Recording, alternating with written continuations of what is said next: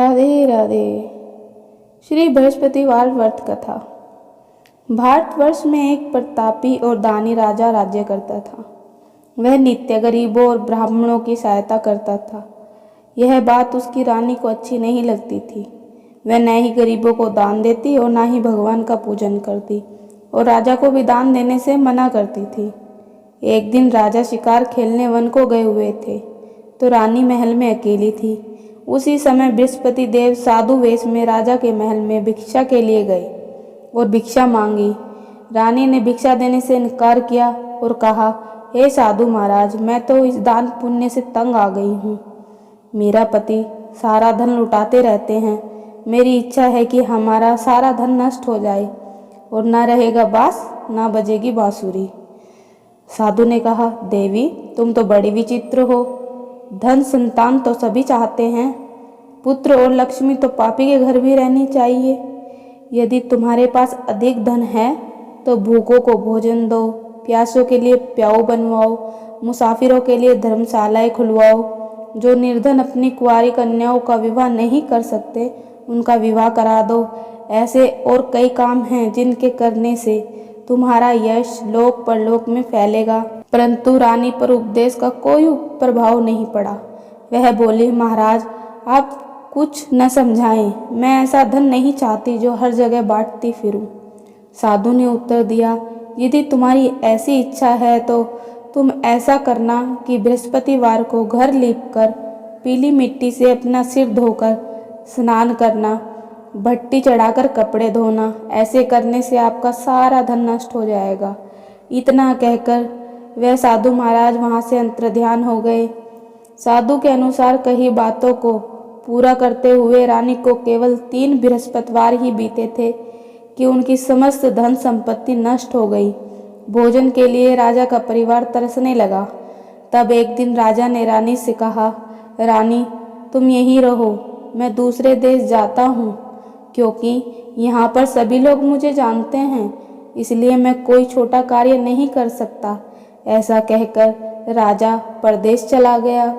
वहाँ वह जंगल से लकड़ी काट कर लाता और शहर में बेचता। इस तरह वह अपना जीवन व्यतीत करने लगा। इधर राजा के परदेश जाते ही रानी और दासी दुखी रहने लगे।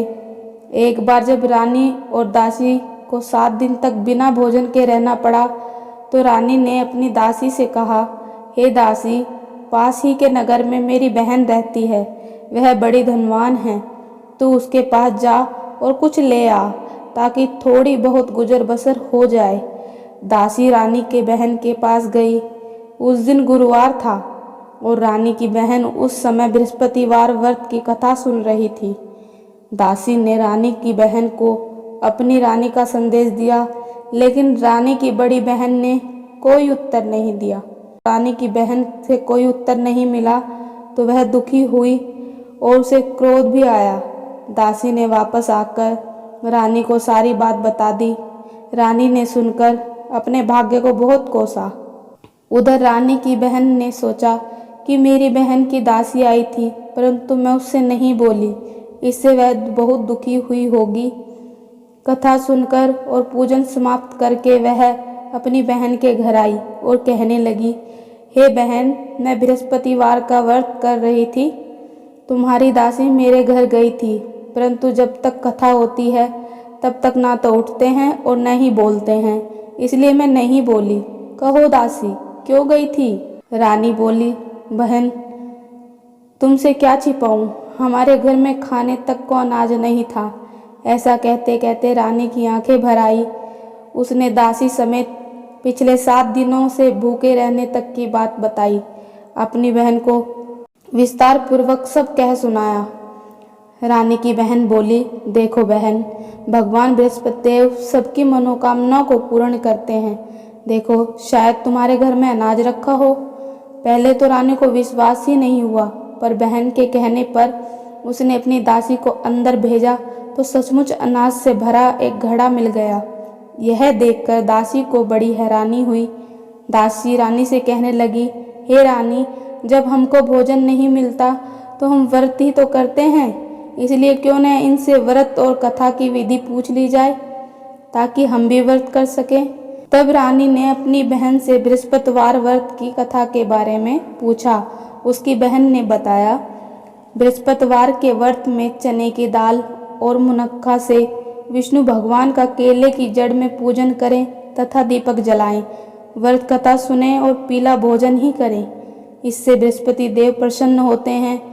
व्रत और पूजन विधि बताकर रानी की बहन अपने घर को लौट आई। 7 दिन के बाद जब गुरुवार आया तो रानी और दासी ने व्रत रखा। गुड़साल में जाकर चना और गुड़ लेकर आई, फिर उससे केले की जड़ तथा विष्णु भगवान का पूजन किया। अब पीला भोजन कहाँ से आए, इस बात को लेकर दोनों बहुत दुखी थे। क्योंकि उन्होंने व्रत रखा था, इसलिए बृहस्पति देव उनसे प्रसन्न थे। इसलिए वे एक साधारण व्यक्ति का रूप धारण कर 2 थालों में सुंदर पीला भोजन दासी को दे गए। भोजन पाकर दासी प्रसन्न हुई और फिर रानी के साथ मिलकर भोजन ग्रहण किया। उसके बाद वे सभी गुरुवार को व्रत और पूजन करने लगी। बृहस्पति भगवान की कृपा से उनके पास फिर से धन संपत्ति आ गई, परंतु रानी फिर से पहले की तरह आलस्य करने लगी। तब दासी बोली, देखो रानी, तुम पहले भी इस प्रकार आलस्य करती थी। तुम्हें धन रखने में कष्ट होता था, इसी कारण सभी धन नष्ट हो गया। अब जब भगवान बृहस्पति की कृपा से धन मिला है तो तुम्हें फिर से आलस्य होता है। रानी को समझाते हुए दासी कहती है कि बड़ी मुसीबतों के बाद हमने यह धन पाया है, इसलिए हमें दान पुण्य करना चाहिए, भूखे मनुष्य को भोजन कराना चाहिए और धन को शुभ कार्यों में खर्च करना चाहिए, जिससे तुम्हारे कुल का यश बढ़ेगा, स्वर्ग की प्राप्ति होगी और पितृ प्रसन्न होंगे। दासी की बात मानकर रानी अपना धन शुभ कार्यों में खर्च करने लगी, जिससे पूरे नगर में उसका यश फैलने लगा। बृहस्पतिवार व्रत कथा के बाद श्रद्धा के साथ आरती की जानी चाहिए। इसके बाद प्रसाद बांटकर उसे भी ग्रहण करना चाहिए। एक दिन राजा दुखी होकर जंगल में एक पेड़ के नीचे आसन जमाकर बैठ गया। वह अपनी दशा को याद करके व्याकुल होने लगा। बृहस्पतिवार का दिन था। एकाएक उसने देखा कि निर्जन वन में एक साधु प्रकट हुए। बृहस्पतिवार का दिन था। उसने देखा इस निर्जन वन में एक साधु प्रकट हुए। वह साधु वेश में स्वयं बृहस्पति देवता थे। लक्कड़हारे के सामने आकर बोले, हे लक्कड़हारे, इस सुनसान जंगल में तू चिंता मगन क्यों बैठा है? लक्कड़हारे ने दोनों हाथ जोड़कर प्रणाम किया और उत्तर दिया, महात्मा जी, आप सब कुछ जानते हैं, मैं क्या कहूँ। यह कहकर रोने लगा और साधु को अपनी आत्मकथा सुनाई। महात्मा जी ने कहा, तुम्हारी स्त्री ने बृहस्पति के दिन बृहस्पति भगवान का निरादर किया है, जिसके कारण रुष्ट होकर उन्होंने तुम्हारी दशा कर दी है। अब तुम चिंता को दूर करके मेरे कहने पर चलो तो तुम्हारे सब कष्ट दूर हो जाएंगे और भगवान पहले से भी अधिक संपत्ति देंगे और तुम बृहस्पति के दिन कथा किया करो। महात्मा जी ने कहा, तुम्हारी स्त्री ने बृहस्पति के दिन बृहस्पति भगवान का निरादर किया है, जिसके कारण रुष्ट होकर उन्होंने तुम्हारी यह दशा कर दी है। अब तुम चिंता को दूर करके मेरे कहने पर चलो तो तुम्हारे सब कष्ट दूर हो जाएंगे और भगवान पहले से भी अधिक संपत्ति देंगे। तुम बृहस्पति के दिन कथा किया करो। 2 पैसे के चने मुनक्का लाकर उसका प्रसाद बनाओ और शुद्ध जल से लोटे में शक्कर मिलाकर अमृत तैयार करो। कथा के बाद अपने सारे परिवार और सुनने वाले प्रेमियों में अमृत व प्रसाद बांटकर खुद भी ग्रहण करो। ऐसा करने से भगवान तुम्हारी सब मनोकामनाएं पूरी करेंगे। साधु के ऐसे वचन सुनकर लक्कड़हारा बोला, हे प्रभु, मुझे लकड़ी बेचकर इतने पैसे नहीं मिलते जिससे भोजन के उपरांत कुछ बचा सकूं। मैंने रात्रि में अपनी स्त्री को व्याकुल देखा। मेरे पास कुछ भी नहीं जिससे मैं उसकी खबर मंगा सकूं। साधु ने कहा, हे लक्कड़हारे, तुम किसी बात की चिंता मत करो। बृहस्पति के दिन तुम रोजाना की तरह लकड़ियां लेकर शहर जाओ। तुमको रोज से दुगना धन प्राप्त होगा, जिससे तुम भली भांति भोजन कर लोगे तथा बृहस्पति देव की पूजा का सामान भी आ जाएगा। इतना कहकर साधु अंतर्ध्यान हो गए। धीरे धीरे समय व्यतीत होने पर फिर वहीं बृहस्पतिवार का दिन आया। लक्कड़हारा जंगल से लकड़ी काटकर किसी शहर में बेचने गया। उसे उस दिन और दिन से अधिक पैसा मिला। राजा ने चना गुड़ आदि लाकर गुरुवार का व्रत किया। उस दिन उसके सभी क्लेश दूर हुए, परंतु जब दोबारा गुरुवार का दिन आया तो बृहस्पतिवार का व्रत करना भूल गया। इसी कारण बृहस्पति भगवान नाराज हो गए। उस दिन उस नगर के राजा ने विशाल यज्ञ का आयोजन किया तथा शहर में घोषणा करा दी कि कोई भी मनुष्य अपने घर में भोजन न बनावे न आग जलावे। समस्त जनता मेरे यहाँ भोजन करने के लिए आए। इस आज्ञा को जो नहीं मानेगा उसे फांसी की सजा दी जाएगी। इस तरह की घोषणा संपूर्ण नगर में करवा दी गई। राजा की आज्ञा अनुसार शहर के सभी लोग भोजन करने के लिए गए, लेकिन लकड़हारा कुछ देर से पहुंचा, इसलिए राजा उसको अपने साथ घर लिवा ले गए और ले जाकर भोजन करा रहे थे तो रानी की दृष्टि उस खूंटी पर पड़ी जिस पर उसका हार लटका हुआ था। वह वहां पर दिखाई नहीं दिया। रानी ने निश्चय किया कि मेरा हार इस मनुष्य ने चुरा लिया है। उसी समय सिपाहियों को बुलवाकर उसको कारागार में डलवा दिया। जब लकड़हारा कारागार में पड़ गया और बहुत दुखी होकर विचार करने लगा कि न जाने कौन से पूर्व जन्म के कर्म से मुझे यह दुख प्राप्त हुआ है, और उसी साधु को याद करने लगा जो जंगल में मिला था। उसी समय तत्काल बृहस्पति देव साधु के रूप में प्रकट हुए और उसकी दशा को देखकर कहने लगे, अरे मूर्ख, तूने बृहस्पति देव की कथा नहीं करी, इसी कारण तुझे दुख प्राप्त हुआ है। अब चिंता मत कर। बृहस्पतिवार के दिन कारागार के दरवाजे पर 4 पैसे पड़े मिलेंगे, उनसे तू बृहस्पति देव की पूजा करना, तेरे सभी कष्ट दूर हो जाएंगे। बृहस्पति के दिन उसे 4 पैसे मिले। लकड़हारे ने कथा कही। उसी रात्रि को बृहस्पति देव ने राजा को सपन में आके कहा, हे राजा, तुमने जिस आदमी को कारागार में बंद कर दिया है वह निर्दोष है। हे राजा, उसे छोड़ देना। रानी का हार उसी खूंटी पर लटका है। अगर तू ऐसा नहीं करेगा तो मैं तेरे राज्य को नष्ट कर दूंगा। इस तरह रात्रि के सपन को देखकर राजा प्रातःकाल उठा और खूंटी पर हार देखकर लकड़हारे को बुलाकर क्षमा मांगी तथा लकड़हारे को योग्य सुंदर वस्त्र आभूषण देकर विदा कर दिया। बृहस्पति देव की आज्ञा अनुसार लकड़हारा अपने नगर को चल दिया। राजा जब अपने नगर के निकट पहुंचा तो उसे बड़ा आश्चर्य हुआ। नगर में पहले से अधिक बाग, तालाब, कुएं तथा बहुत सी धर्मशालाएं, मंदिर आदि बन गए हैं। राजा ने पूछा, यह किसका बाग और धर्मशाला है? तब नगर के सब लोग कहने लगे, यह सब कहने लगे रानी और दासी का है। तो राजा को आश्चर्य हुआ और गुस्सा भी आया। जब रानी ने यह खबर सुनी कि राजा आ रहे हैं तो उन्होंने दासी से कहा कि हे दासी, देख राजा हमको कितनी बुरी हालत में छोड़ गए थे। हमारी ऐसी हालत देखकर वह लौट न जाए, इसलिए तू दरवाजे पर खड़ी हो जा। आज्ञा अनुसार दासी दरवाजे पर खड़ी हो गई। राजा आए तो उन्हें अपने साथ लिवा लाई। तब राजा ने क्रोध करके अपनी रानी से पूछा कि यह धन तुम्हें कैसे प्राप्त हुआ? तब उन्होंने कहा, हमें यह सब धन बृहस्पति देव के व्रत के प्रभाव से प्राप्त हुआ। राजा ने निश्चय किया कि 7 रोज बाद तो सभी बृहस्पति देव का पूजन करते हैं, परंतु मैं प्रतिदिन दिन में 3 बार कहानी तथा रोज व्रत क्या करूँगा। अब हर समय राजा के दुपट्टे में चने की दाल बंधी रहती तथा दिन में 3 बार कहानी कहता। एक रोज राजा ने विचार किया कि चलो अपनी बहन के यहाँ हो आते हैं। इस तरह निश्चय कर राजा घोड़े पर सवार हो अपनी बहन के यहाँ चलने लगा। मार्ग में उसने देखा कि कुछ आदमी एक मुर्दे को ले जा रहे हैं। उन्हें रोककर राजा कहने लगा, अरे भाइयों, मेरे बृहस्पति देव की कथा सुन लो। वे बोले, लो हमारा तो आदमी मर गया है, इसको अपनी कथा की पड़ी है।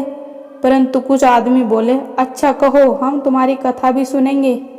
राजा ने दाल निकाली और जब कथा आधी हुई कि मुर्दा हिलने लग गया, और जब कथा समाप्त हो गई तो राम राम करके मनुष्य उठ खड़ा हो गया। आगे मार्ग में उसे एक किसान खेत में हल चलाता मिला। राजा ने उसे देखकर और उससे बोला, अरे भैया, तुम मेरी बृहस्पतिवार की कथा सुन लो। किसान बोला, जब तक मैं तेरी कथा सुनूंगा तब तक 4 हरइये जोत लूंगा। इस तरह राजा आगे चलने लगा।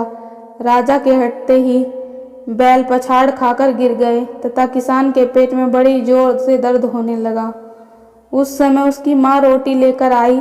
उसने जब यह देखा तो अपने पुत्र से सब हाल पूछा और बेटे ने सभी हाल कह दिया।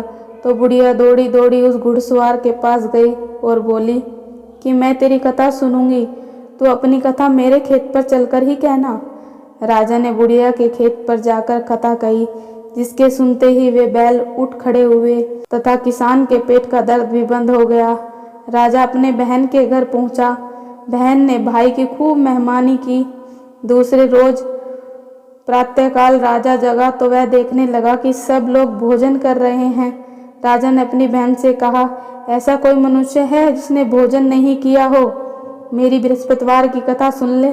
बहन बोली, हे भैया, यह देश ऐसा ही है कि पहले यहाँ लोग भोजन करते हैं, बाद में अन्य काम करते हैं। अगर कोई पड़ोस में हो तो देख आऊं। वह ऐसा कहकर देखने चली गई, परंतु उसे कोई ऐसा व्यक्ति नहीं मिला जिसने भोजन ना किया हो। अतः वह एक कुम्हार के घर गई, जिसका लड़का बीमार था। उसे मालूम हुआ कि उनके यहाँ 3 रोज से किसी ने भोजन नहीं किया है। रानी ने अपने भाई की कथा सुनने के लिए कुम्हार से कहा। वह तैयार हो गया। राजा ने जाकर बृहस्पतिवार की कथा कही, जिसको सुनकर उसका लड़का ठीक हो गया। अब तो राजा की प्रशंसा होने लगी। एक रोज राजा ने अपनी बहन से कहा, हे बहन, हम अपने घर को जाएंगे, तुम भी तैयार हो जाओ। राजा की बहन ने अपनी सास ने कहा, चली जा, परंतु लड़कों को मत ले जाना, क्योंकि तेरे भाई के कोई औलाद नहीं है। बहन ने अपने भैया से कहा, हे भैया, मैं तो चलूंगी पर कोई बालक नहीं जाएगा। राजा बोला, जब कोई बालक नहीं चलेगा तो तब तुम क्या करोगी? बड़े दुखी मन से राजा अपने नगर को लौट आया। राजा ने अपनी रानी से कहा, हम निर्वंशी हैं, हमारा मुंह देखने का धर्म नहीं है और कुछ भोजन आदि नहीं किया। रानी बोली, हे प्रभु, बृहस्पति देव ने हमें सब कुछ दिया, वह हमें औलाद अवश्य देंगे। उसी रात को बृहस्पति देव ने राजा के सपन में कहा, हे राजा, उठ, सभी सोच त्याग दे, तेरी रानी गर्भ से है। राजा को यह बात सुनकर बड़ी खुशी हुई। 9वें महीने में उसके गर्भ से एक सुंदर पुत्र पैदा हुआ। तब राजा बोला, हे रानी, स्त्री बिना भोजन के रह सकती है, पर बिना कहे नहीं रह सकती। जब मेरी बहन आवे तुम उससे कुछ मत कहना। रानी ने सुनकर हाँ कर दिया। जब राजा की बहन ने यह शुभ समाचार सुना तो वह बहुत खुश हुई तथा बधाई लेकर अपने भाई के यहाँ आई। तभी रानी ने कहा, घोड़ा चढ़कर तो नहीं आई, गधा चढ़ी आई। राजा की बहन बोली, भाभी, मैं इस प्रकार न कहती तो तुम्हें औलाद कैसे मिलती? बृहस्पति देव ऐसे ही हैं, जैसे जिसके मन में कामनाएं हैं सभी को पूर्ण करते हैं। जो सद्भावना पूर्वक बृहस्पतिवार का व्रत करता है एवं कथा पढ़ता अथवा सुनता है, दूसरों को सुनाता है, बृहस्पति देव सभी उसकी मनोकामना पूर्ण करते हैं। बोले बृहस्पति देव की जय।